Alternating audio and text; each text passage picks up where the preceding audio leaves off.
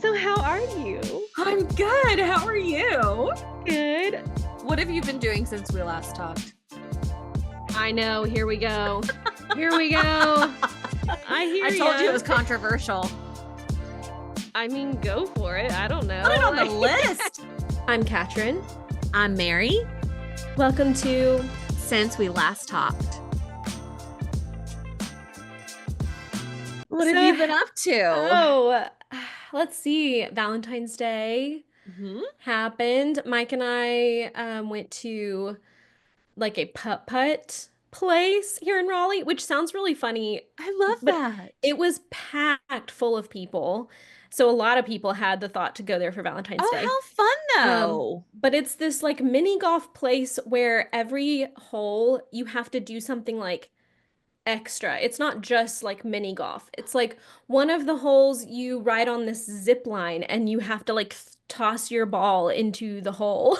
Like That sounds like so much fun. or there's like one where you have to play beer pong and like get your ball into one of the cups and then it like drops down a little chute and you see like if it gets close to the hole or not. It's so fun. This is amazing. Is this in Raleigh? Yeah. And so we took Alden with us and Mike just had him like strapped to the front of him the whole time. So I have some adorable photos of like Mike looking down and doing the little putt-putt and Alden's like watching the ball. It's so cute. That is so cute. Yeah.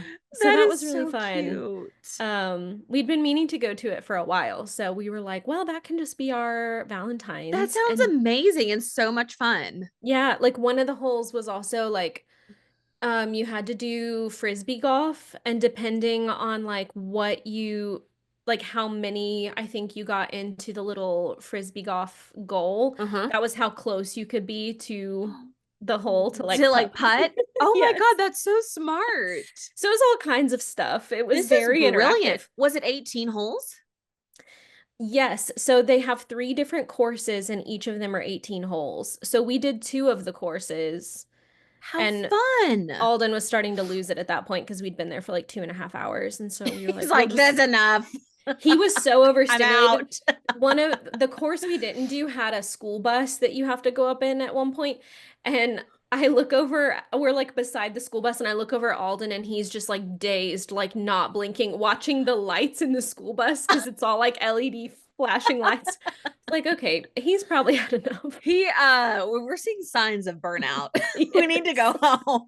Just like glazed expression looking at this school bus. I'm like, Baby oh, burnout. man. Oh my God. Well, I am desperate to go. I'm going to insist that someone take me here in the near It's future. so fun. And I was That's thinking amazing. like when my nephews come to visit as they get older, like it'll be so fun to take all the Yes. boys. Oh my gosh. So much fun. So sweet and so much fun. But Alden took his first steps. Like Are you unassisted. serious? Yeah, last night. Last night? Yeah. Oh my Like, God. He was doing My eyes are watering. He was doing such a good job balancing on his own that I was like, Mike, come and look at this. He's bouncing It's so gonna well. happen. And so Mike got out his phone and started recording, and Alden took like 3 steps towards Mike, and we were like, oh my God. And you captured it and you both saw it. Yeah. Yeah. That's incredible. So Oh my gosh. Tonight he's been practicing walking. We have a little playpen for him downstairs, and he's been like practicing like standing in the center of it and taking a few steps to the side, and he's so proud of himself. Oh, he should be. That's wonderful. Oh my gosh. So, he's on his way. I know. I know. So he's definitely going to be walking by his birthday, which Absolutely.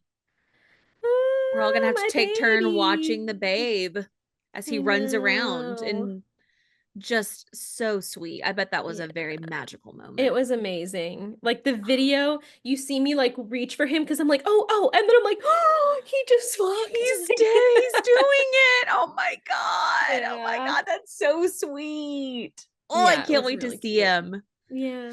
I'm excited. So how have you been? I've been good.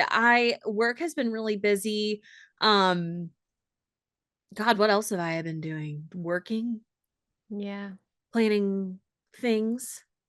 Yeah, any more That wedding save the plans? dates out on Oh Friday. my gosh. Wait, you sent them Friday or I they're coming sent out them this week? Friday. Oh Yeah. my gosh. I I sent can't them. I wait was to like, in the spirit of Valentine's Day, I'm sending save the dates Yeah, today. I love that. So I like put them in the mailbox because we only have like around 30 envelopes because we have multiple invites at singular households. Right. And so I was like Googling because I'd gone to the post office, gotten the stamps that I wanted. And I was like, oh, do I have to bring them back to the post office? But I looked up how many things you can mail from your mailbox, and the limit does not exist. Oh, So I just put those bad boys in the mailbox, and my office window looks right out onto the street where the mailbox is. So I mhm. watched the mailman come and pick them up and take them Perfect. off. And I was like, yes, they're out in the universe. This is great. Yeah. I don't know why I've So never thought of that. I know. I'm like, I feel like people don't mail things from their house anymore. No. But I mean, you're right. Yeah, the mail person will just pick up whatever's in there if you have the little flag up. Absolutely. Yeah. Yeah. And Aaron put him out there, and I was like, oh, don't forget the flag. And he put it, I was like, oh, I feel like What an angel of a Gen man. Z children don't get that. Like, No. like they don't see the joy of like putting the flag up and like coming home and the flag's down because your mail's been taken. Like, Yeah. oh, that's so exciting. I mean, it's the little things these days, folks. But yeah, those are out. I hope they'll be delivered to most people tomorrow. Yeah. Oh, I can't wait to get mine. I I'll put it am on my excited. fridge. Yes. We thought about just doing magnets, but they didn't have like the shape that I wanted because I like Oh, the yeah. oval. Yeah. And I was like, oh, no, we're just going to trust that they have magnets. It's fine. Well, what you did is beautiful. Thank So, you. I'm pretty pleased with them. I love them a yeah. lot. Um, I haven't showed them to my mom or dad, so they're going to be like surprised when they open it up. I'm Aw. excited for that. Yeah. They're So gonna be so happy. I know they're going to be excited. That like makes it, I mean, of course it's real. You have a ring on your finger, but it like makes it real. You're It sending really out does. save the Like dates. people know when it's happening. Yes. And they're You going to be have able the to venue. go onto the website. Like we like things are Mm-hmm. shaking right now. Like things are happening. So Yup. it's a very exciting feeling. Yay. I And I love that. hope from like the first round, like, or not first round, but like this first communication, hopefully we'll know who's going to come, who's Yeah. not able to come. Um, because I would be shocked if all of the people that we invite actually come. But at another point, I'm like, we only invited family and really close friends. Yeah. You'd be surprised. So Yeah, you never know. yeah, I'm excited to see, how we do. Yeah. But I bet a lot of people will be able to come. I hope so. It's the week after Thanksgiving. Yeah. So I'm hoping People shouldn't like have a conflict. right, I'm hoping that it's a pretty like conflict-free week. And I mean, some people travel during Thanksgiving, but I don't think everyone does. No, and like we travel during Thanksgiving, but like we can travel the next weekend. Like that'll be fine. I know. It'll all be in my head, it'll all be fine. But Yeah. I also talked to the florist very briefly. Yeah. She told me, we had talked a couple weeks ago and she was going to get me a quote. And is also Valentine's Day. So she's like, I'm very busy right now. Of So course. plan on getting that after Valentine's Day. And I was like, no problem at all. Like, I totally get it.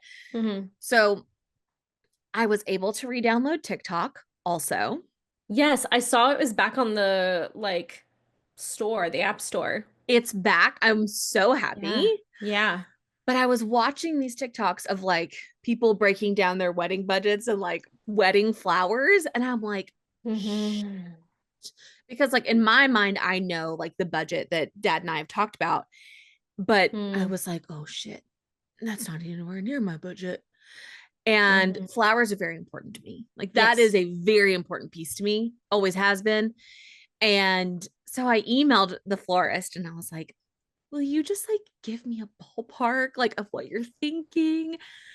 And I opened the email and like shrieked because It was well within the budget and like includes Good. everything I was like, oh my God, thank you. She Yeah. made my life. I like, even though I don't have like the quote in my hands for the flowers, I know that it's going to be fine.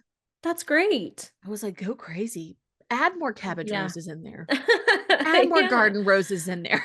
Yeah. High petal counts all the way. Yeah. So that was I my joy this week. That's fabulous. I love that. I can't wait Mm-hmm. to see it. Mm-hmm. Mike and I Really good. filmed a wedding one time where they got married in front of a wall of roses, I believe, or maybe they were Oh, peonies. I don't remember now. But they got married in front of a literal wall of flowers. They had chandeliers of flowers hanging in the venue, and they had massive bouquets all down the aisle in these huge vases. And Mike and I were like, wow. how much did they spend on flowers? Like, Mhm. I had never seen a flower display. It was incredible, but we were Yeah. like, oh my gosh. Well, and the thing that sucks about it is like it is completely temporary. You Yeah, have I know. no use for those the moment your reception ends. I You know. got no use for them. It That's sucks. that's my bouquet hanging right back there. Oh It looks my God. it looks very witchy hanging It like does. And herbs I in the love back. it. I love it. Oh my But God. Those were so I mean, pretty. it's all dead and whatever, but I still have it just Of hanging there. course. I mean, you could always do one of those like preserved tray situations, the like I looked resin that people into do. that. I think it makes more sense for people that have like really colorful bouquets Is yours, because what's yours using gonna be? so much like light pink, white, Mm. I think that like it can tend to look a little brown. Oh, sure. So I don't know. I'm thinking about it because it's not going to be something that I ever want to part with. So Yeah. we'll see. But yeah, pinks, whites, green, Yeah. it's all going to be very It's gonna be lovely. lovely white and just pops of pink and pops of black. So like think like very Chanel vibes, Love like it. white pops of black accent. Beautiful. That's what we're going with. Classy. Ah, Timeless. ah, We love it. all words that come to mind. I was like, I don't want anything Oh, trendy. And then I was like, yeah. I do want some things that are trendy. I mean, I feel like with weddings, it's one of those things that, yeah, you can look back at some weddings and be like, oh, that was very much early 2000s and whatever. But then at the same time, it's like, yeah, I mean, that's accurate. That's when you got married. Right. Like, So who whatever. I mean, it was cares? Yeah, cool. It was cool and it looks great. Who right. cares? Because even like now, when I look back at, say, like my grandparents' wedding photos, Oh, like I don't know if it was cheesy or super trendy, but it looks so of that era that I'm like, absolutely. beautiful. You just appreciate it for the time it was in. Like Yeah. you just have a different appreciation for it. Yeah. Oh, I love the Mm, trend of like when people just used to get married in their living rooms. Like, mm. My mom's mom wore like a suit to her wedding. mm, She wore like a skirt and like blazer situation, but it was like fitted and white and very classy looking, but she did not wear a wedding dress. Isn't that funny? my mom wore a suit to her second wedding. Really? I love Yeah. Oh that. yeah, she did. I mean, the first wedding dress that she wore, she rented. And I made Mm. fun of her for that for a long time, but I'm like, okay, that was so practical. Like, oh my Yeah. God, Yeah. you did it right. And it was like very sweet. It was like pinnacle 80s, like Yeah. fabulous. But then when she married Chuck in 2004, because they Yeah. celebrated 20 years last 20 year. years. I love that. She wore a gorgeous little skirt suit. Yeah. I mean, she's so stylish anyway. I mean, and she looked Yeah. great in it. And it was gorgeous. And she didn't want to, and it was very like, it was a very intimate wedding too. Mm. Like Yeah. very, very intimate as at the lake and like one of the rental homes on the lake. Yeah, beautiful. It was stunning. Yeah. It was I stunning. love a pantsuit moment. Oh, yes. Abs. Oh, I love a jumpsuit. I love a Yeah. pantsuit. Bring Yeah. it on. There are no rules anymore, and I'm here for it. I know. Same. I love it. Same. Well, so our topic today, Mhm. I've been thinking a lot about the halftime show. I know we talked about it last time, Yes. but I've seen a lot more commentary on it over the past week. Yeah. And a lot of it, well, I will say a lot of like the stuff within like my sphere on the internet has been Yes. overwhelmingly positive, Yes. and I loved it. I've done like a deep dive into like all the explanation videos on Yes. YouTube. I'm like, tell me all the symbolism. Give I'm me eating it all of up. it. Absolutely. I've done the same. But then I've seen things that were tweeted about it or like said in more conservative circles. Mm. And I've just felt like a need to talk about it today Yeah. Oh, I love because it. I think it's such a good topic. because okay, here's the thing, right?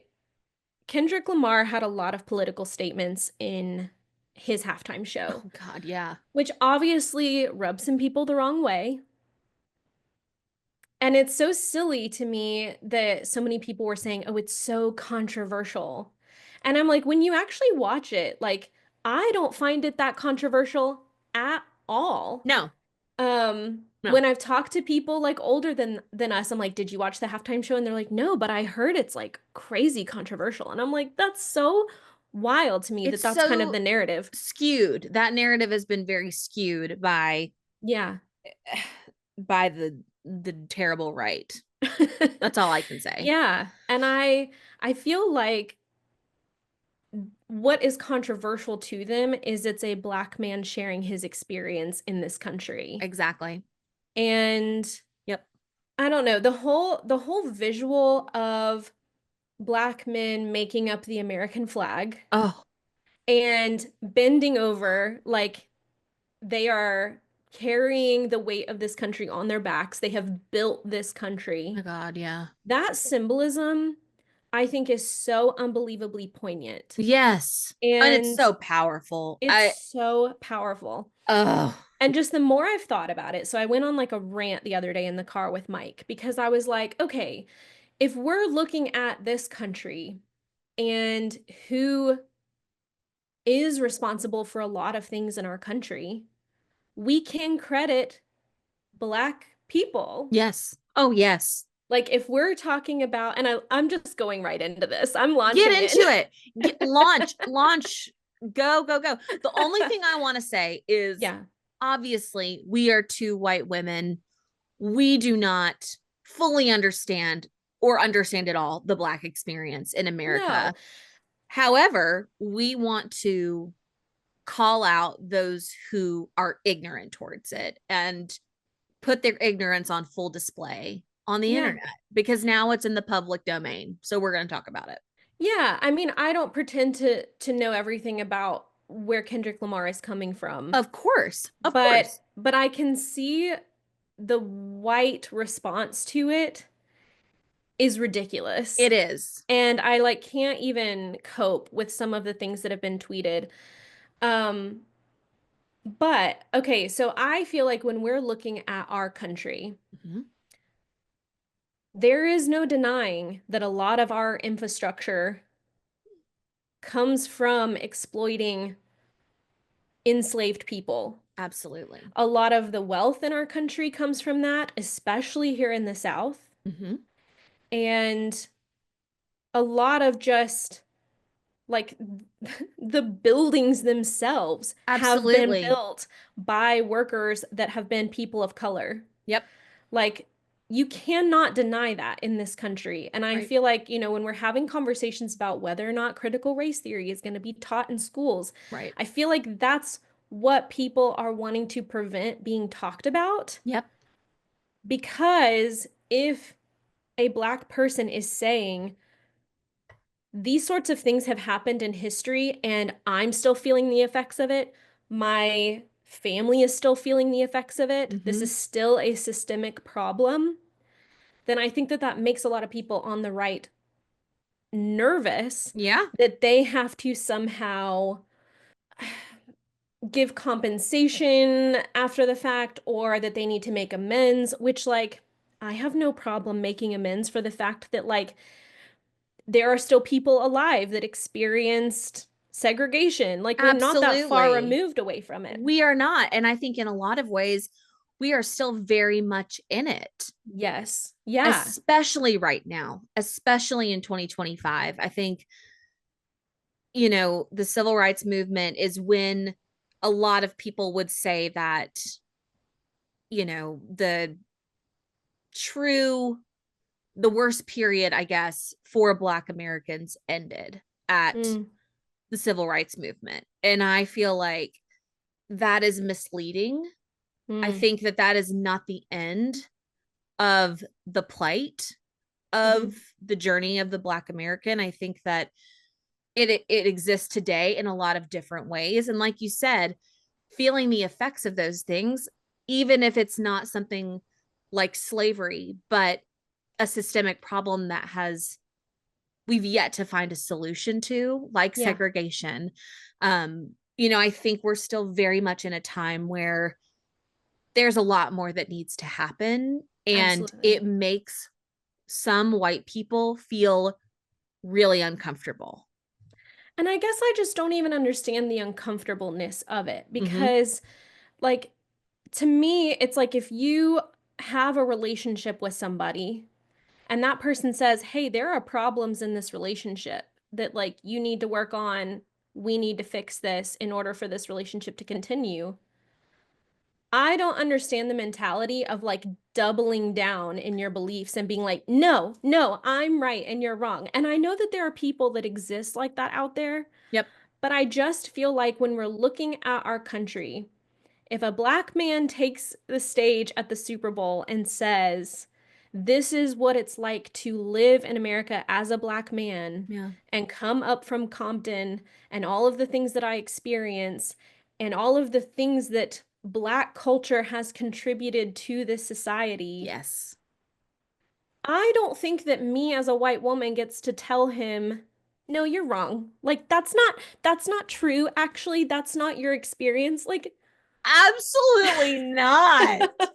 That literally puts me in the dark place, because I I think that know. that's like how we see over and over again, like tumbling back into this problem of negating someone's experience, whether, you Right. know, it's based on race or gender or sexual orientation, like whatever it is, you cannot invalidate someone's experience. No. And you can't tell them, "Well, that's not really what you feel. Like, what you're feeling isn't accurate." Right. Like, That doesn't make any sense. right, like you It don't doesn't get to make sense. decide. You don't get to decide if something is offensive or not offensive Mm-hmm. to the person you're talking about. You don't get to decide that, like, their lived experience isn't real just because you didn't experience it. Like, Exactly. and I don't know. I just don't understand this mentality of, again, so many Republicans doubling down and being like, either this doesn't matter, which is horrendous, A whole other thing. or this is not real. Mm-hmm. Like, just Yeah, because you didn't experience that as a white man or as a white woman doesn't mean that it's not happening. exactly. Like, what are we doing here? Exactly. And it's really sad that we're at a point in our American history that the people who are negating the experience of others are given a platform to do so. Right. Like, not Right. only are you ignorant on a personal level, you are ignorant and quite honestly ridiculous on many times a national stage. Yeah. And I know. so seeing it and being eye to eye with someone who feels that way and is just incorrect in Mm, how they view someone else's experience is really difficult to see. it And is. I haven't so in my bubble, I haven't really seen a whole lot of negative comments about the Mm. halftime show. So I was going to ask you like if you could read some or like maybe share some of what you saw just because I haven't seen as many I've seen because several clips from Fox News. oh man, say less. Say no more. Got I it. yeah. I've seen several clips where they're like, nobody even knows who this guy is. He shouldn't have been allowed to play. No one knows him. He's a complete unknown. And I'm like, maybe he's unknown to you as a conservative old white person, but he is arguably one of the best rappers of all time. Of all And like time.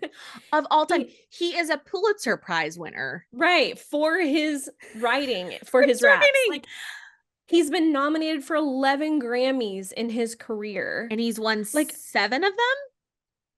I don't know, he won 5 this last Grammy I season. believe Like he, oh God, 7 I is a don't know. number that stands out to me. Well, like Oh, I think he was on, was it on Jimmy Fallon maybe the other night that like or was it Seth Meyers? I don't remember now. One of mm, those late night guys. mm-hmm. They were saying that like Michael Jackson had only been nominated for like 13 Grammys in his life. So they were Right. like, "Oh, you're getting close to like surpassing Michael Jackson." And he was like, "Oh, I don't want that." Like, no, he Please was like, don't. yeah, he was like Michael Jackson's like one of the greatest artists, of all time. And I'm like, Kendrick, but so are you. Literally look in the mirror and tell me that you're not literally one of the greatest of all times. That, Yeah.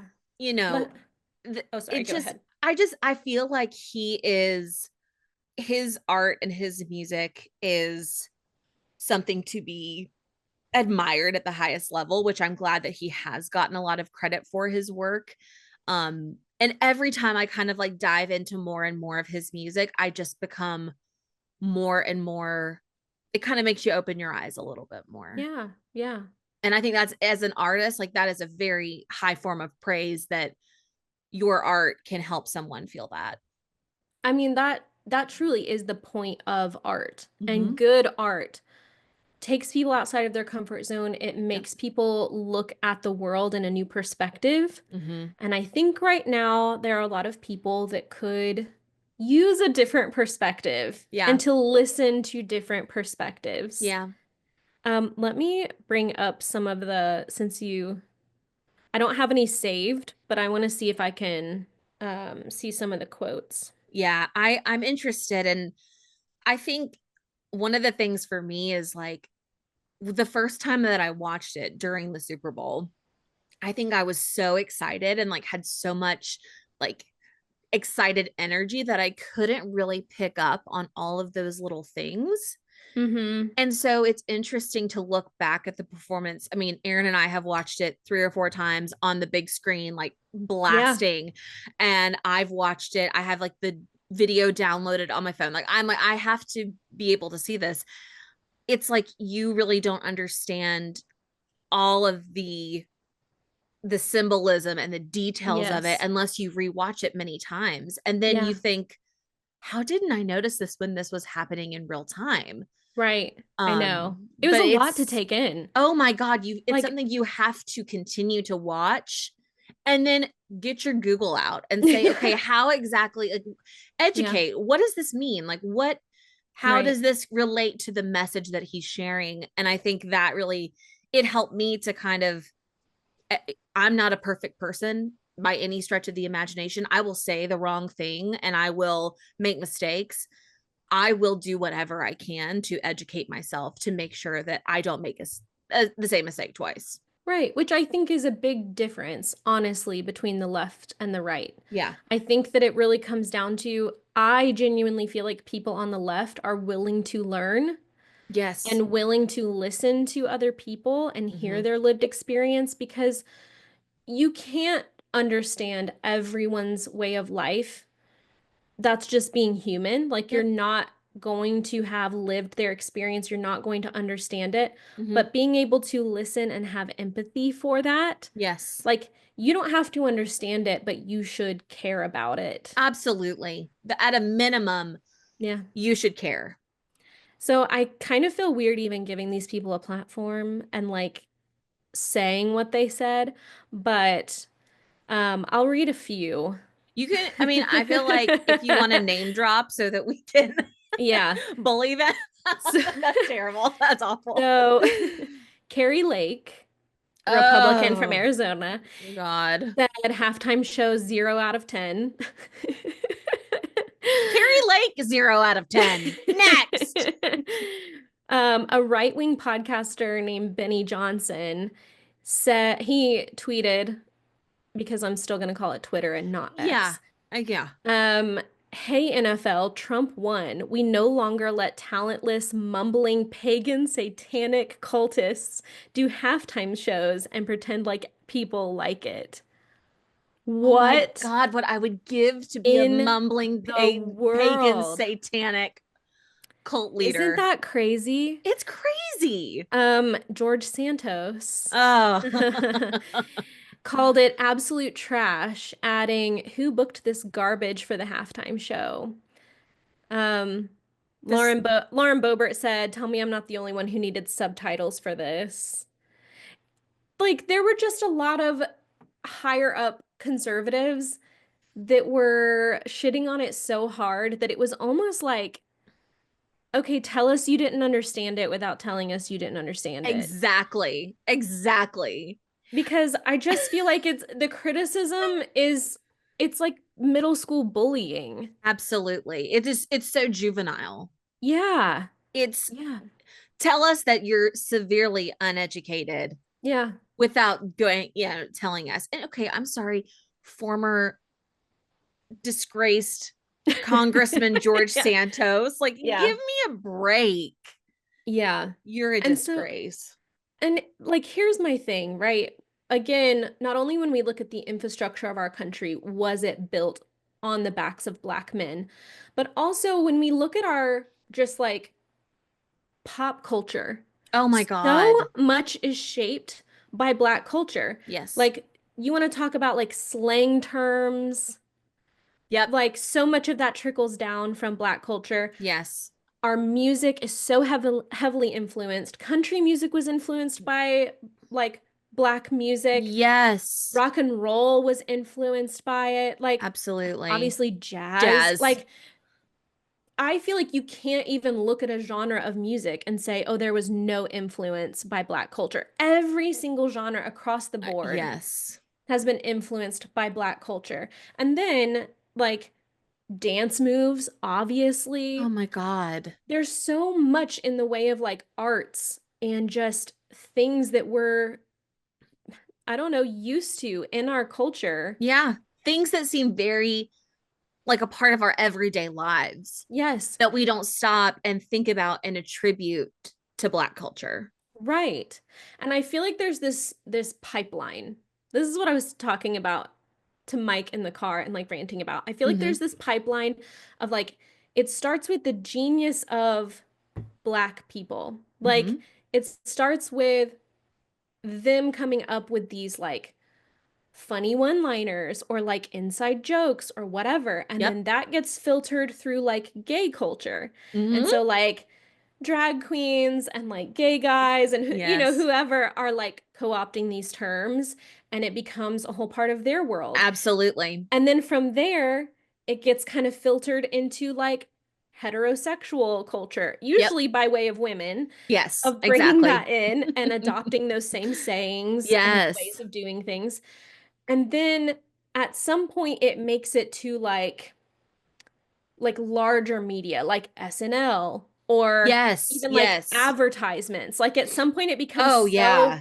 a part of just general education and culture in and of itself Yep. that we start like parroting it in, SNL or TV shows or Hmm. advertisements. But it's getting like watered down along the way. Like Yes. it's becoming more and more palatable or like more acceptable. Yep. And we Yep. never, I feel like we do such a disservice to the original creators of all of this because we want all of these things from them and we want to Yep. enjoy all of these aspects of the culture that they themselves are creating for Yep. them and their community. Yep. But then at the same time, we don't accept them. Exactly. Yep. We're holding Black people down in society by like, well, you're not acceptable to be here. Yep. But we want your music and we want your dance moves and we want your slang and we want your influence and that's so bizarre. It's so wrong and it's so twisted. And I was reading something this week, and it really perfectly described appropriation as gaining all of the influence and aspects of culture without the burden, because the Mm, burden is still on the originator. And in this instance and in this example, it mm, is Black culture, so we're getting all the good stuff, but we can't relate to mm, the culture itself, and we don't take on that burden at mm, all. We just take what we want and leave the burden. And I think that that's another way of really, like you said, like pushing down Black folks and hmm. people who have contributed way more than others in our culture, who would love to take Yes. credit for the way that American culture is. And I think that's very, very wrong. And this example with the halftime show is just one example of how we are enjoying without carrying that burden. Hmm. And I think there's tons of things that we can point to, but kind of like I told you earlier, it is really important to call it out in the moment instead Hmm. of looking back and saying, well, we probably could have had a conversation around that. And even though it feels a little uncomfortable, that's where our influence comes in as, people who are allies and who want to stand up for members of the Black community and Hmm. be a voice that says, like, your criticism doesn't is there's no place for it, Yeah. because you can't invalidate somebody or share their burden Yeah. by appropriating their culture.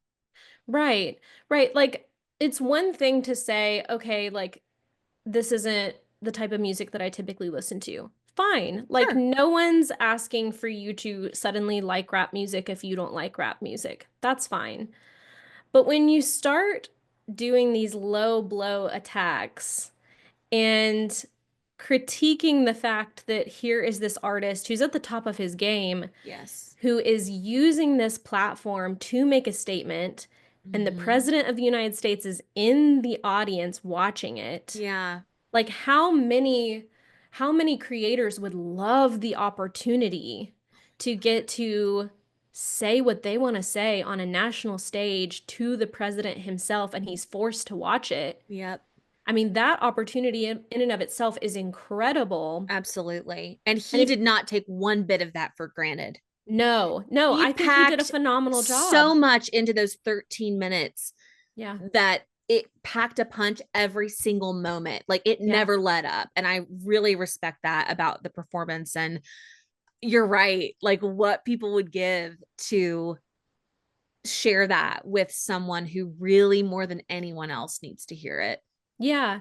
And like, some people were like, "Oh, he brought Serena Williams out there because she's Drake's ex." And like, yeah, that's part of it. Yeah. But such a poignant part of her being a part of the halftime show was that when she was entering into tennis, Mm-hmm. people were saying a lot of racist things about her and that Absolutely. that she and her sister were too ghetto to represent women's tennis, which is Yeah. just like again, blatant racism. Absolutely. And when she won at the Olympics, she did the crip walk On the court. on the court. Yes. Yes. And so Kendrick Lamar put her here on another sports stage, essentially Absolutely. Yes. on On another one of the sports field. largest sports Yes, stages ever. gave her her own platform and had her do that dance again. Yes. It's And awesome. yes, because what a message to Mm-hmm. not only the white folks that said she was too ghetto or Yep. made fun of her for her race, Yep. but also what a like moment of empowerment Oh for my Black God. women to be like, yeah, lifted up here Absolutely. on this national stage and being proud of the culture that they've created. Yes, exactly. And I was watching and I kind of had that feeling about SZA and Mm, all of the dancers that were on stage with everyone. I can't even call them backup dancers because mhm. they were in the forefront of the Yes. performance, which I also thought was beautiful and genius. The choreography was amazing. Who did that? I've heard the name of the person, but I don't It is recall. stunning. Yeah. It was absolutely visually stunning. And I think, for all of that, it's the performance was at a whole other level than anything that we've Hmm. ever seen. It wasn't just about entertainment. I mean, I would argue that it was more a statement than actual entertainment. I mean, Yeah. he just happens to be incredibly talented, but Yeah. he's also sharing this message. And I think, you know, having Samuel L. Jackson there and his Hmm. part and everything, Yes. looking back and rewatching those parts was so made so much more sense after watching and watching and Hmm. watching. And you're thinking, oh my God, like he's really narrating Uh-huh. the American experience through the lens of a Black man in America. Yeah. And that is really amazing and ties in, the whole thing tied together so Hmm. perfectly. And once that light bulb clicks, you're like, oh my God, I get it Yeah. now. And And it's so important I to think he even realize says that. like I don't remember all the three things he says, but it's like too I don't know, Loud, too loud and he says too too ghetto. ghetto. Yeah. Yeah. Mm-hmm. Oh my gosh. Um I think it may Yeah. be Charm, but Charm LaDonna is the Okay. choreographer. Wow. So Hats shout out off to to her you. Oh my because God. it was amazing. Um Stunning. And I read criticism of some conservatives were like, notice that there are no white people up there. It's all black dancers. And so Mike and I were talking about that where I was like, what would have been really interesting and a message in and of itself about appropriation is if slowly the dancers were filtered out for white dancers. Mm-hmm. And by the end, he was surrounded by white dancers. I love that he had an all black like Absolutely. dance crew behind him. Yes. But it would have been like a statement in and of itself if it slowly like was Morphed appropriated. into, because I Yes. think that's also very representative of exactly what you said, like this Right. this idea of the pipeline and of how Mm-hmm. things get taken and distorted at every kind of level that it goes through. Mm-hmm. But I mean, that definitely would have would have Ugh. said something. And I know. oh I'm man, like and if he it's were to very have poignant. if he were to have included white dancers at all, I think that that would have been the appropriate way to do it, but I love that he just kept Oh, it with like all black men and black women, especially the part where he um is consulting with four black women. People really pointed that out yes. that like he seeks advice from black women. And Yes. then after that point, he has black women as dancers backing him up for like a whole section of it Yeah. that they're the ones supporting him then. And that was so cool. Oh, how It was very just so, Jalen Hurts of ugh. him. Like, it's so great. It's like, it's so great. Right. And Oh, I also think like when we look at Beyonce at this last Grammys, and mm, she finally won Album of the Year, yeah.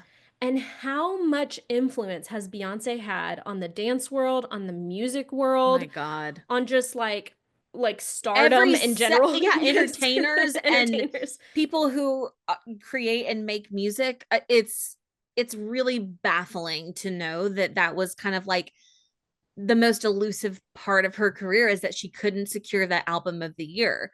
Which is And absurd. It's absurd.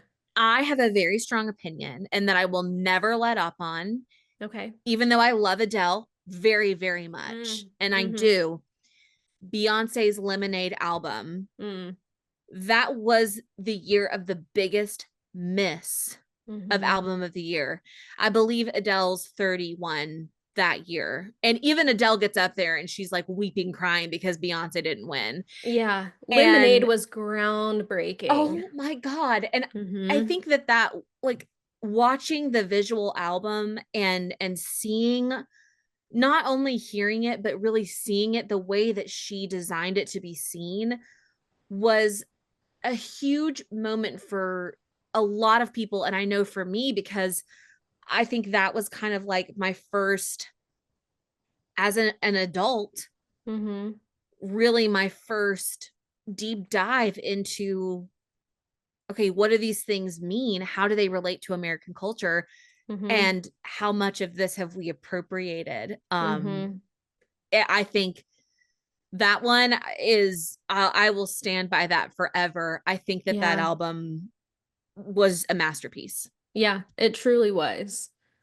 And I just think that when we look back through like all of history, we Mm-hmm. have we have this reoccurring problem of again taking what we want from Black people Yep. and not giving them the credit for it. Absolutely. There is an exploitation that is still happening. Yep. And like I won't say that it's the same as being enslaved because that's I mean having enslaved people is horrendous and a whole like It's on another level. it's on another level. It's a level that we in our day and age can very, very, It's hard to even comprehend. we can't even wrap our heads around Right. that. Having people being treated as property is just unbelievable. Oh, But there's still an exploitation yes. of Black creators and just Black people in general Yeah, absolutely.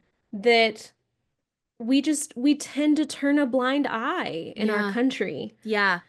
And I And feel like Kendrick was really calling that out in a lot of what he did. exactly. And I think that's what pissed off conservatives. I think that's what made them so mad. Yeah, because they see themselves in that reflection of Mm-hmm. exploitation Mm-hmm. and of completely inappropriate thoughts about, and commentary on the Black Mm-hmm. experience. Like, it's, I think it's Yeah. really interesting the way that he chose to call it out, and it was genius. I mean, it Yeah. was, there's no other way to say, like, it was just perfection. It was genius. And Yeah. if people don't get it, they're probably never going to get it. I Right. mean, Right. Unfortunately. it's very unfortunate. I haven't talked to either of my parents really about it. My dad and I text a little bit about it. Um, but I would be interested to hear what my mom would say about it. And Mm-hmm. I'm always down to share my opinions with and she takes, I mean, she definitely absorbs it, and I think that she does. She's a really good listener, and she's one of those people that really wants to understand. Yeah. But I would be interested to kind of hear her like first thoughts of like, what did you think Yeah. about it? Yeah.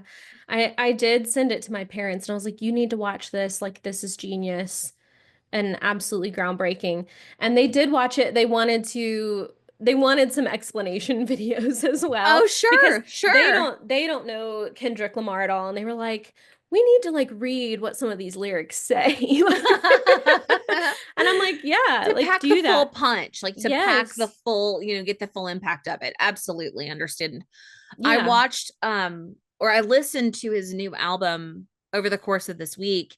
I kind of had it playing as I was working, and at times I would look over at the lyrics because I always have the lyrics like Yeah. coming on my, in my Apple Music, like, and I would go back and be like, oh wow, like that is, that has a whole other meaning than what I thought it was. Or in the Mm-hmm. context of this lyric and this song, it speaks to a larger point, and that is how his music is designed. And I think it's Yeah. how, regardless of the intent, I think it's powerful at a lot of different levels. Yeah, I feel like his lyrics you could probably write whole papers just on like each song. They're Yeah. so dense and I mean that's why he has won a Pulitzer Prize. Yes. Like man's a genius. Yeah, Like he absolutely. really really is.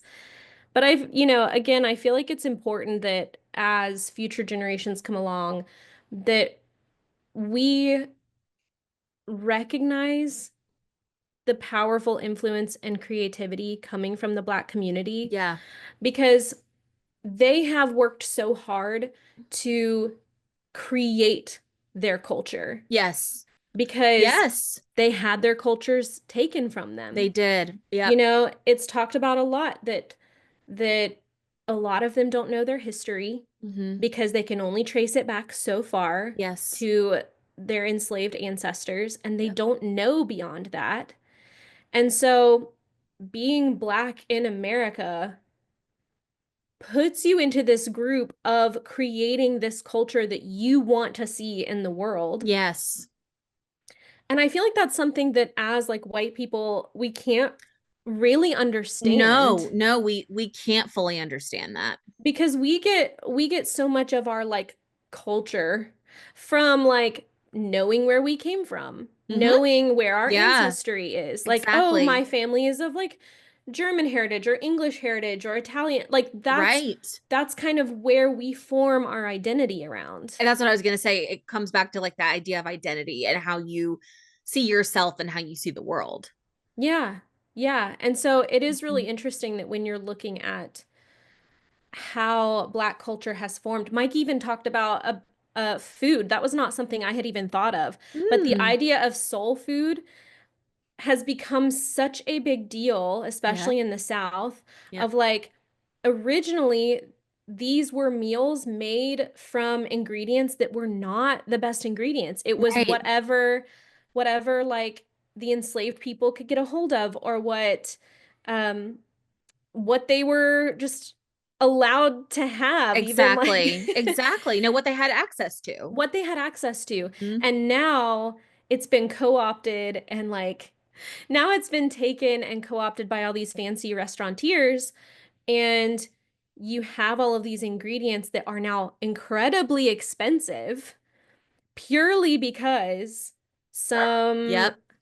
purely because some fancy dude wanted to have a like soul food restaurant. Exactly. And it's that appropriation that is upsetting. Hmm. And And then you inject your own culture into that. And I think it right. dilutes it to a point where we're really missing the point of it Yes. Yeah. and It's really losing. Yeah, taking it's away taking the, away. Uh-huh. yeah, taking away the like authenticity Hmm.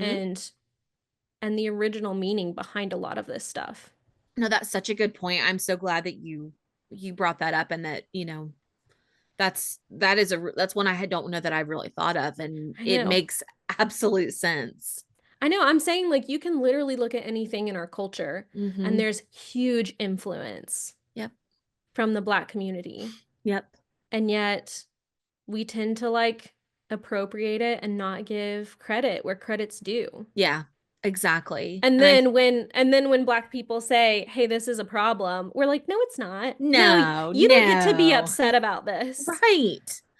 What even is that? I don't know. I think it's just American bullshit. I think it's white Yeah. people bullshit, and It is white people it's bullshit. white people bullshit. And Yeah. I'm not here for it. And I think it's really important when you're, thinking about your own existence and how, the things that you place emphasis on, is that because, where does it come from? How do you trace it back? And how do you, Mhm. again, give that credit and have that understanding? Like maybe it's not even about the credit, it's about understanding where Mm. something has come from. And I agree, living in the South and experiencing a lot of life here, Mhm. there's definitely been a lot more influence than people probably even know. Oh, And definitely. it's Definitely. something, yeah, it's important to understand it. I think it's important to take a look, um Yeah. and just stop yourself and say, hey, where does this come from, and why is it important? And Hmm. just allowing yourself to be educated is with the most critical part of it all. I mean, like I said, when we're looking at the South, like I feel like it is important to acknowledge that Hmm. again, a lot of the wealth in the South came from exploiting the labor of Black folks Yeah, through many generations up until recently. absolutely. And um I'm mentioning Mike a lot in this. He's probably gonna laugh when he listens to this episode, but he's been reading this book called The Injustice of Place. Ooh.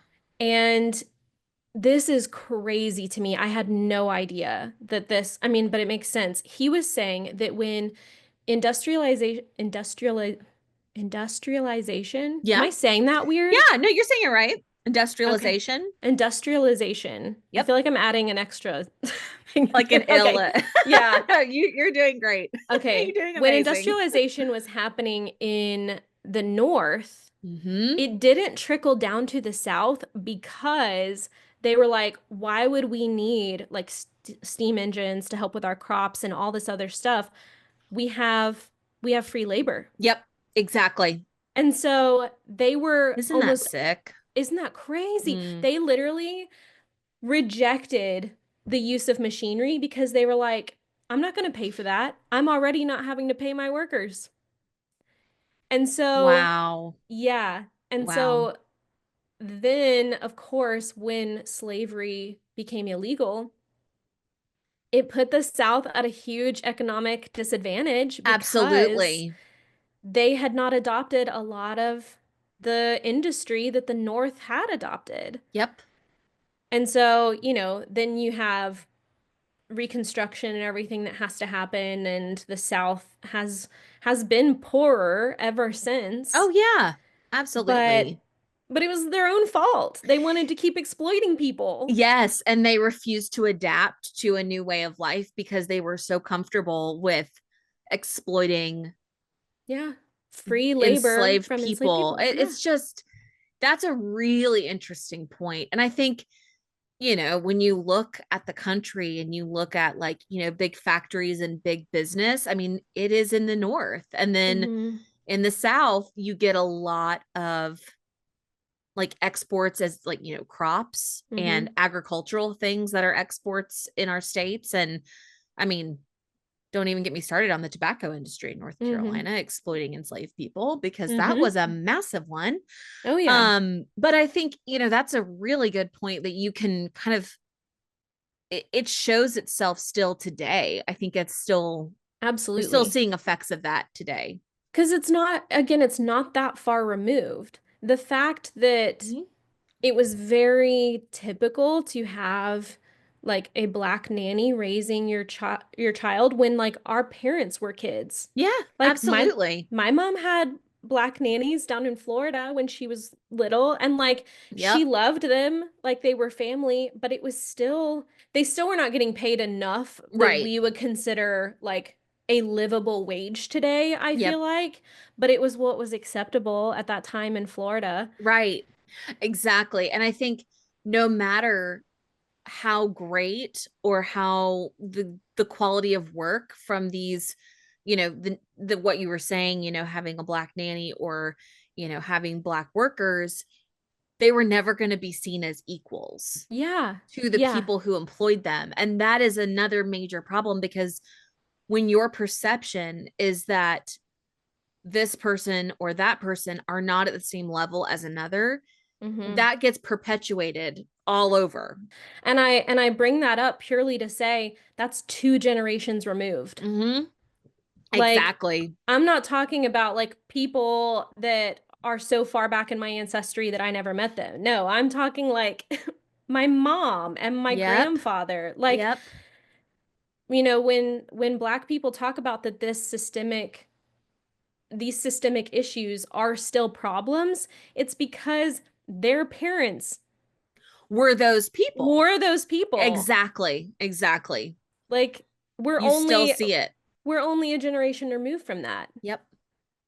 And it feels like so much longer. It feels like a I lifetime know. ago. And how can we relate to that? And the what you said is true. The reality is in a lot of ways it's still showing through the Yeah. generations that have come after.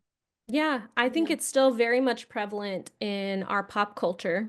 Mm-hmm. And I can't sit here and say that I know what to do about it other than give credit where credit's due Mm-hmm.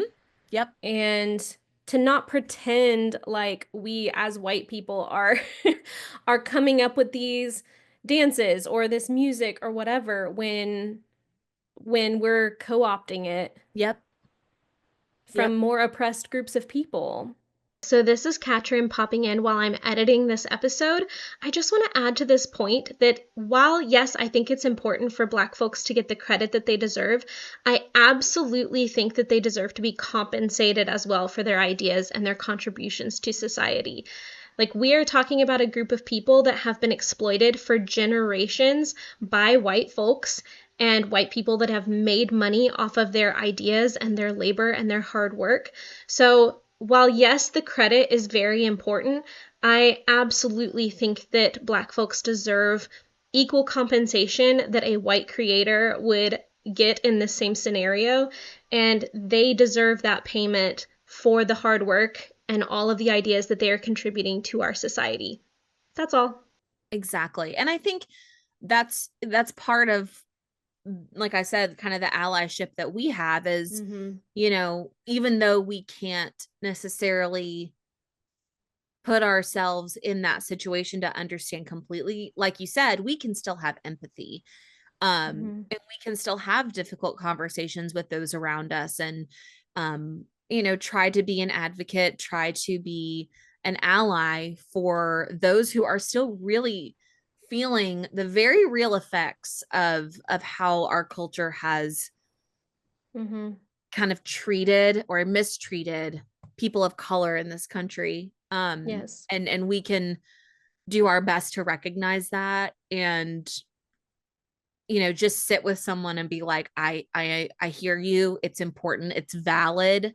Mm-hmm. It's very hard when you're one person to feel like you are going to dismantle this whole system, and I know.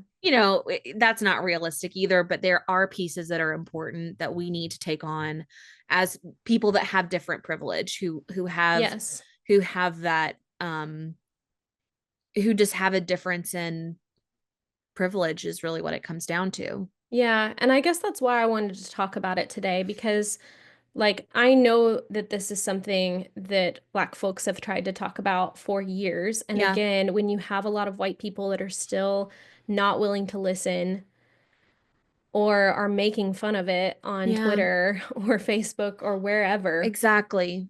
I feel like it is important for us as white women to Mm-hmm. even just say, like, I can see what's being said and it's upsetting me. I Mm-hmm. can't imagine how it feels for a person of color to read this stuff and know that it's rooted in Yes, racism. absolutely. And I don't know. I just feel like the more people can see this and recognize the injustice, Yep. that is the first step, I think, in my opinion, is like Yes. seeing the injustice, calling it out for what it is, and then taking steps to right that wrong. Yeah, Whatever that looks absolutely. like. Whatever that looks like, even just like I'm glad that Beyonce has won album of the year for her Yes, latest album. yes, it's long overdue. Yes. Funny that it took her creating a country album for that to The happen. irony is insane. Right. It's insane. Which again, she was doing a country album in the first place because she was speaking to the fact that Black singers Yes. pioneered the country genre, and it's Yes. become such a white space, such a Yes. conservative white space, Yes. that really incredible that she won for that. It made a lot of people upset when she won for Of that. course it did. Right. Because Because of course. why wouldn't it? And I feel it at some level, and it's, I think it's kind of funny, but I think it's also true. Once you start to make an old white person feel uncomfortable, you're probably doing the right thing. I love that. Like Yeah. if you feel like Beyonce didn't deserve to win album of the year, there's Mm. something wrong with you. Let's process that. Yeah, let's like Mhm. get to the meat of like why that makes you uncomfortable. Right. If you found Kendrick Lamar's halftime show to be controversial, Mm. let's maybe take a look at that. Let's take a peek into that, and Yeah. why that is your own, it's really your own ignorance being reflected back onto you. Yeah. And like what lens are you viewing that through? Are you Yep. looking at it as a white person that's like well, I just can't relate to that, so I don't get it, and I'm not going to engage with it further than that. Like, maybe take a second and really look at what he's trying to say Yep. and the symbolism that is in there and how this is speaking to the experience of so many people in our Yes. country. Oh, yes. Like, just because, again, just because this is not your personal lived experience does not make it any less important. Exactly. Exactly. Like Exactly. I know that there is still a lot that I need to learn, and I Mhm. know there's a lot that our country needs to Yeah. learn. Yeah. There's a lot of growth that still needs to happen, and I don't know. I found myself equally disappointed in a lot of people's reactions to it, but also not surprised Of course. because again, I think that's what he was speaking to. Like Exactly. he knew he was going to get this kind of backlash in the same way that Beyonce probably knew she was going to get backlash and like Exactly. in the same way that Serena Williams knew she was going to get backlash. Like they know that people are going to say these things and have Yep. these opinions. And the fact that it's still startling to me, I think probably speaks to my privilege as a white woman that I don't experience that kind of negativity towards the things that I do or produce. Exactly. And I feel like it purely comes down to racism at that point. Yeah. It does. It I don't know. absolutely does.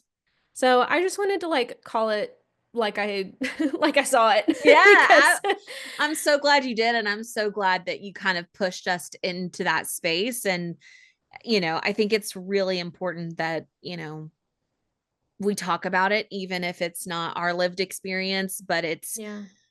we need to be the ones who are standing up and saying, you know, that we want to encourage others to simply validate someone else's experience. Yeah. Just because it's not yours doesn't mean it's not true. Yeah. And again, like fighting systemic racism, I think requires so many people to, in the first place, just acknowledge that it's still happening. Exactly. Exactly. I think when you've got folks who say, I'm colorblind and I don't Yeah. see race, Yeah. we know that that's inappropriate. We know that that is Yeah. not, that actually doesn't make sense and is And it doesn't a very help quick people. way to say, "Ooh, you might be racist." Yeah. It You know, just doesn't help people that are actively being oppressed when you're like, exactly. well, I don't see it as a problem. Well, great, but it's still a problem. Right. It's Like still a problem. And even though, and that's where the privilege comes in. Even if it's not your problem, it's still a problem. right. And like I So, said earlier, you don't get to decide if someone else's experience is accurate or not. Or yeah. like if they're upset about something, you don't get to say, "No, you're not upset. Like you're Mhm. really not. It's fine." No, they are fully valid to say, "Hey, this is still a problem. This is Yeah. something we still experience. Here are multiple examples of things that we experience in this industry Hmm. with this kind of spotlight." Yep. And yeah, to pay attention to that. Yeah. I think paying attention is really the message. Like, don't stop looking at the ground and pay attention to what's going on around you. Mm-hmm. Be Mm-hmm. open to what's happening around you. Mm-hmm. And take the time to try your best to understand what you can do for others and how you can kind of, again, be an advocate for those who really need someone to speak up. Yeah. Yeah, and I wish I had more of like a concrete direction to say like I think these are the best steps forward, Of but I course. don't know. I think that I'm still figuring out how to talk to the people in my personal life about Hmm. these kinds of issues. Hmm. I feel like a lot of people thought that racism in a lot of ways was behind us when Obama was elected. Right. And now, over the last 10 years, they've realized that that's not the case Yeah. because our country is experiencing almost like whiplash Yeah. with the amount of hate crimes and racism that is on a public stage at the Yeah. moment. Yeah. And so, yeah, I think the fact that Kendrick can use such a public platform and again call out these things in front of the president is incredibly powerful, and I'm really grateful that there are voices like that Mm-hmm. Yep. that we can listen to and that we can lift up Mm-hmm. and learn from and hopefully make some kind of difference. Yeah. And I think there's also a real sense of bravery in something like that too, of Oh, huge. knowing what kind of backlash you're going to get, and Hmm. understanding that people aren't going to understand it, and getting that and doing it anyway because it's important and it's the right thing to do, and it's what we need in a time where we need voices who are Hmm. speaking these things. And it's so I feel like, it's incredibly brave, and it's very you kind of just sit back in admiration of someone who sees the bigger picture and Absolutely. can, put themselves out there for public scrutiny to send a message that is really important, especially at this time in our country. Yeah, I think it's what's needed. Yeah, it is. So I don't know. That's all my Period. thoughts on it. Yeah. End of Okay. it. And see, even saying period, that Right. comes from Black culture. Exactly. We give it props. We give it the props. Yeah. Ugh. Yeah. Well, yeah, that's all I have to say on the subject, I I think. really love it. I think that it means a lot, and Well, it's and again, I feel bad in a way because I don't want to leave it to Black folks to have the burden of educating us and also mm, spearheading where this conversation needs to go further. right. I think right now, just given the current state of our country, I feel very strongly about learning more about systemic racism and speaking to the people in my personal life about what this looks like so that Yep. they too can spot it. Yep. So even if this episode does nothing else but helps people spot Yes. racism when it's happening, Sharpening your awareness. Yeah. yeah, I feel like that in and of itself, again, can help break down some of these barriers. Yep. I don't know. That's my hope, at least. Yeah, me too. And I don't think that we're going to solve it. I don't think the two No. of us, unfortunately, are going to be the ones to solve this problem, but I think we can be part of the solution. Yeah, I hope so. That's what I want. And when it comes down to it, we know that we are on the right side of the Hmm. issue, and that we care, Yeah, and that it means something to us. And, when push comes to shove, we will stand up for those who absolutely. need it. That's Yeah, what we will do. right. Yeah. I love it.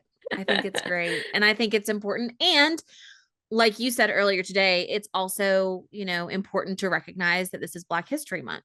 It's Black History Month. Yeah. Yes. So let's celebrate all of the wonderful ways that Black culture has uplifted this country, Yes, the especially contributions. now during this month and every month. Why Yes. contain it to one month? I think that there's way, it goes way beyond that. And, I think my worry and my apprehension about the world and where it is right now is it's going to be up to parents of children to teach critical race theory I know. to I their know. children.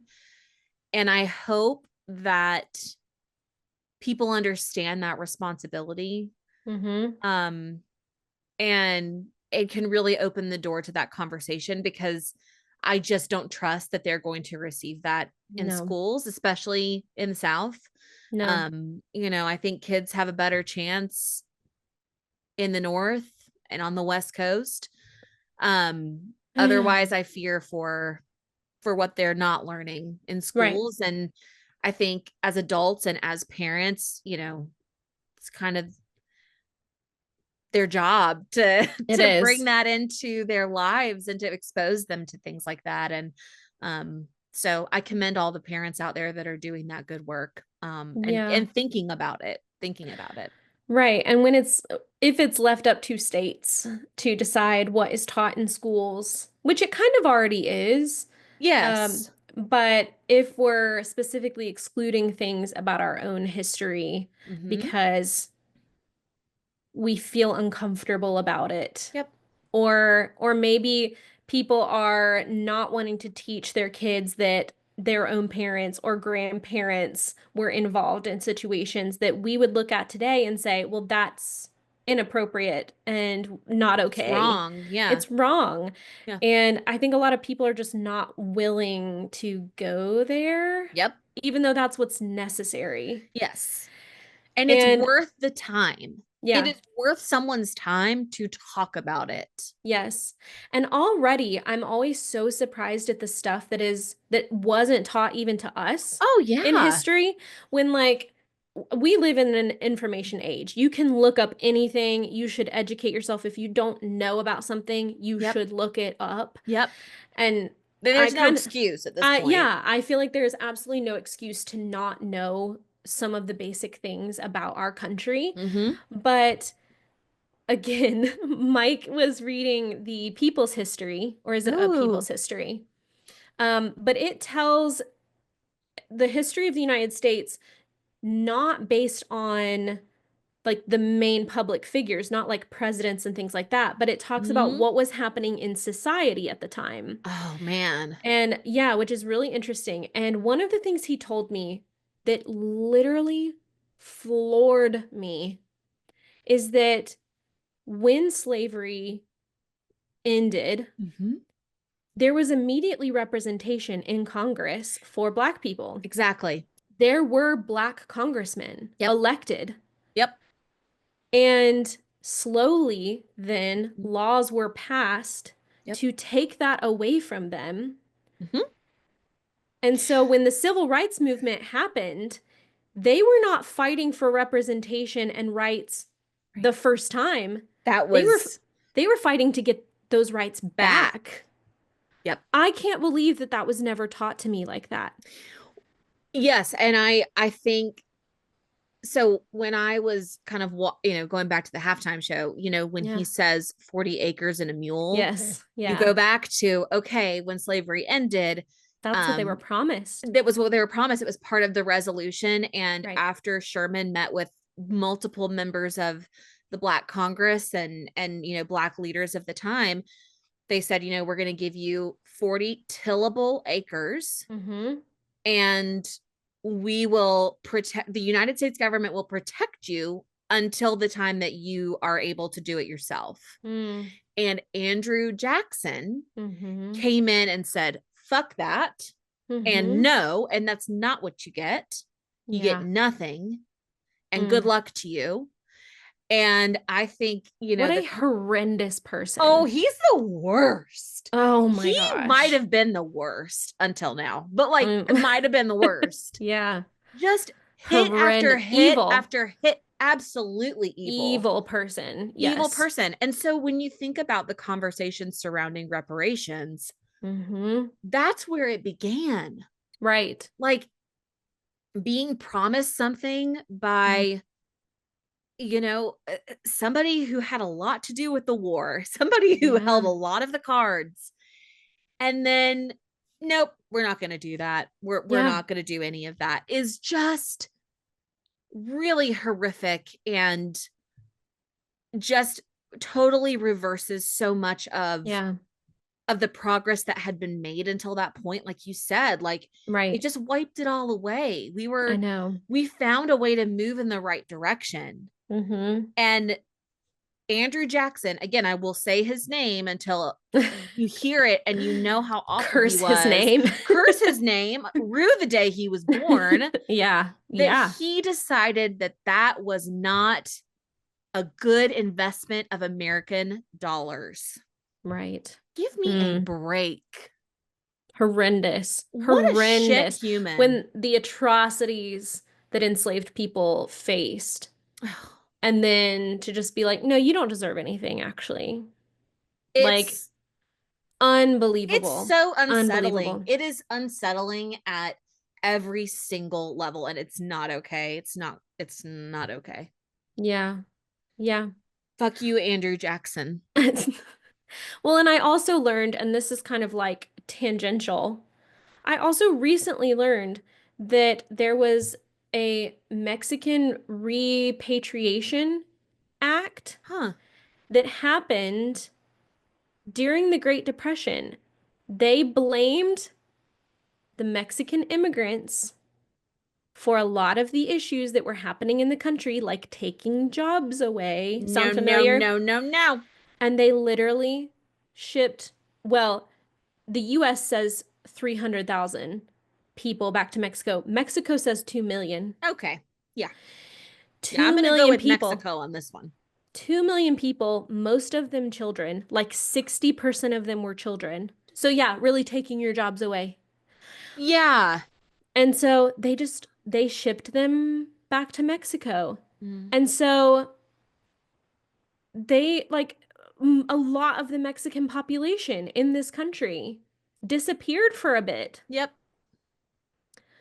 I can't believe I was never taught I that. was never taught that. Why am I just now learning? And I asked my mom about it. I was like, "Were you taught this in school? Because this would have happened again around like my grandparents' childhood, because Right? they were born around the Great Depression." Right. And my mom was like, "I've never heard of that." And I was like, "I want you No, to I've look it up." never heard of that in my life. Yeah, I was like, I want you to look it up right now. And she looked it up and she was like, surely my grandparents would have known. Like, she was saying her grandparents. She was like, surely they would have Right. known. They would have been adults when all this was happening. And I'm like, isn't that crazy?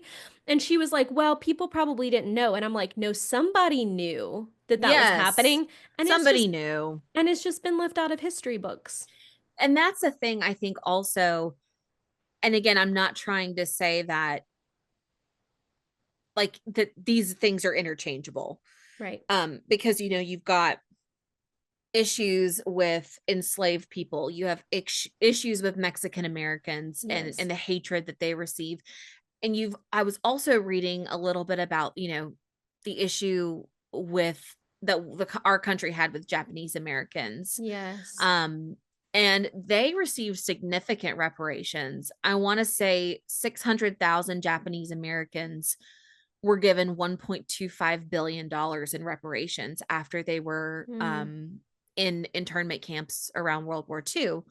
Um, and so I think like these are all pieces of history that I really don't think are emphasized no. at all in No, schools. they're not. Or And even the like moving of indigenous people off of their native oh homelands my and God, just relocating them. that should be an entire year of like Yes. middle school history. Yes. That should be the entire curriculum because that's another one I really could pop off on I because I know. think like I have such strong feelings about it. And when you look back at it, it is horrific. I know. And you know what the common thread between all of these problems we're just talking about? Andrew Jackson.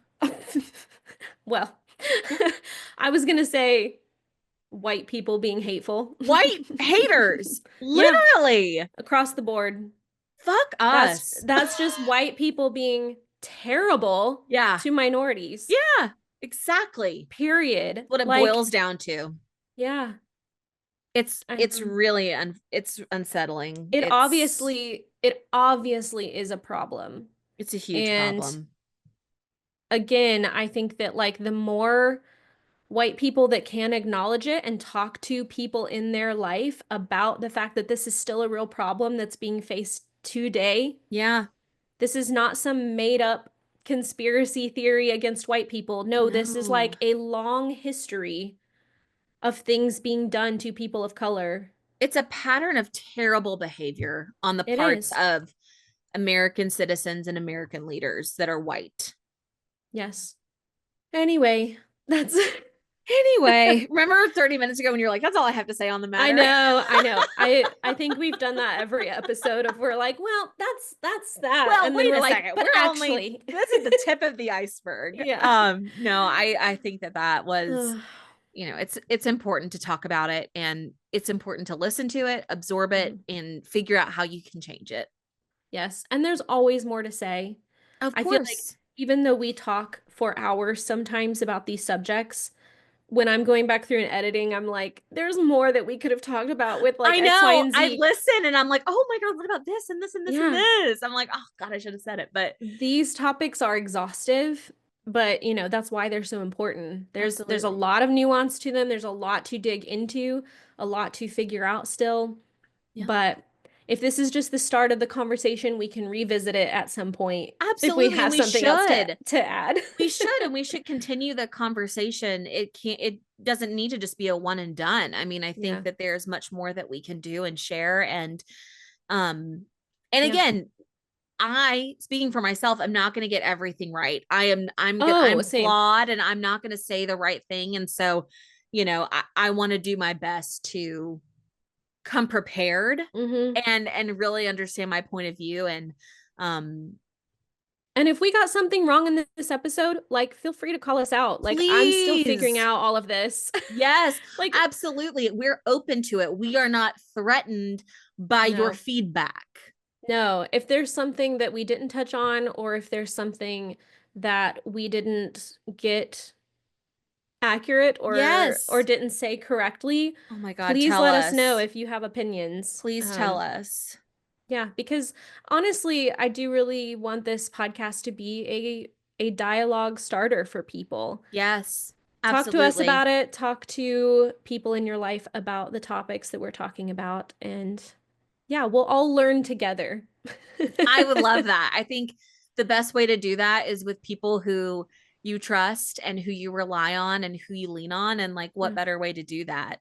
Yeah. I also think that part of the podcast should include a Mm. section for Mike's book recommendations because Listen, Mike is out here he reading reads some really powerful books.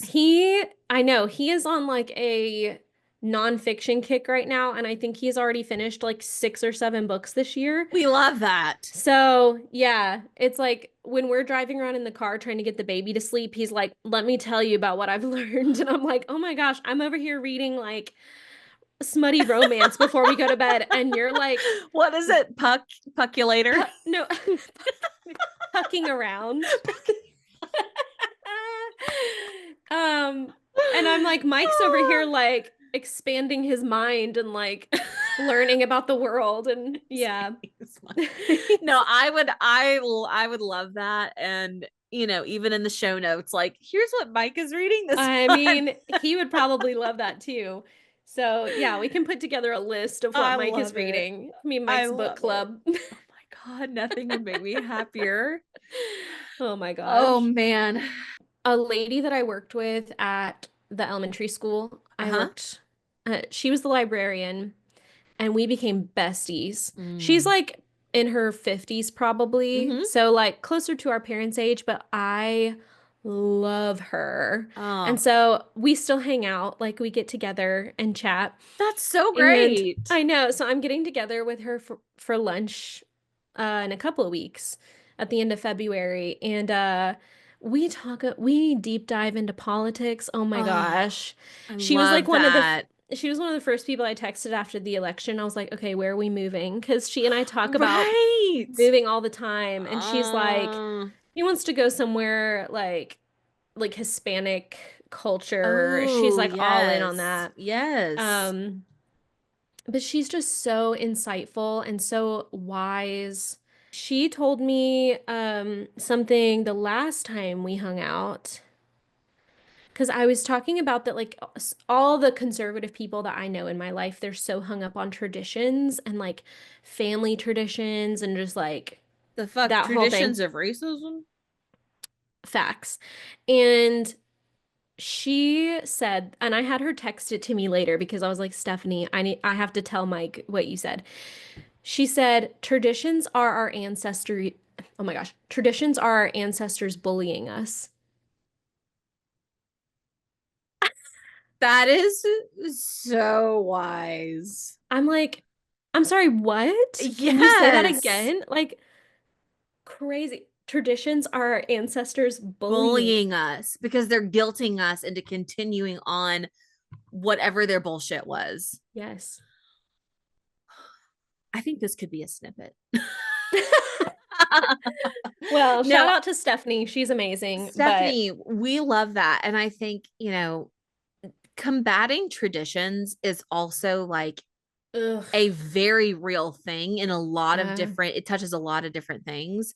Um, and kind of getting people out of a mindset that like what has happened before is always a good thing and like it's to Mm-hmm. be treasured and kept up with and glorified. And it is not true. It Right. is not true. No.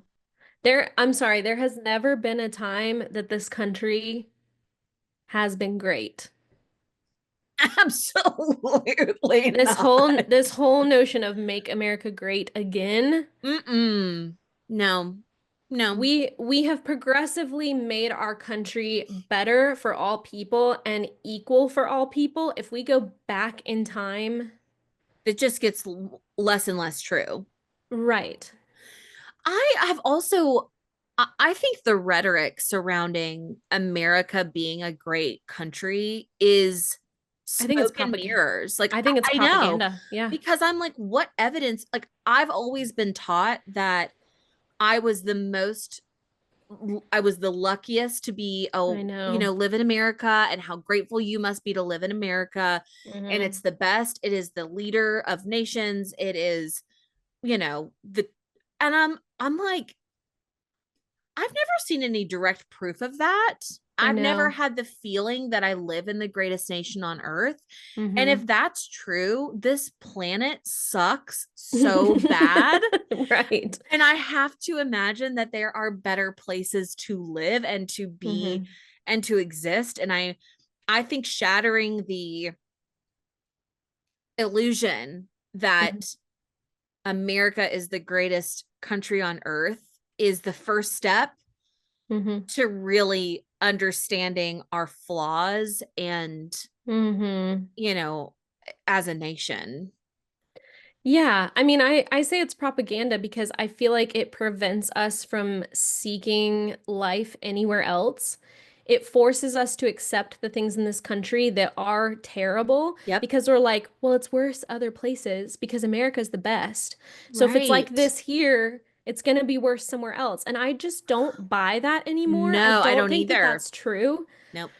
And I think that there were times where this country was good for a subset of people. Of course. And so if there are white people looking at their life and saying, "Well, America was so great when I was growing up," not for everyone. Not for everybody. That should never be a sweeping statement. Right. It maybe it was good Yeah, for I'm you sure and the your 50s family. were great for white families, Right. but they suck Right. for everyone else.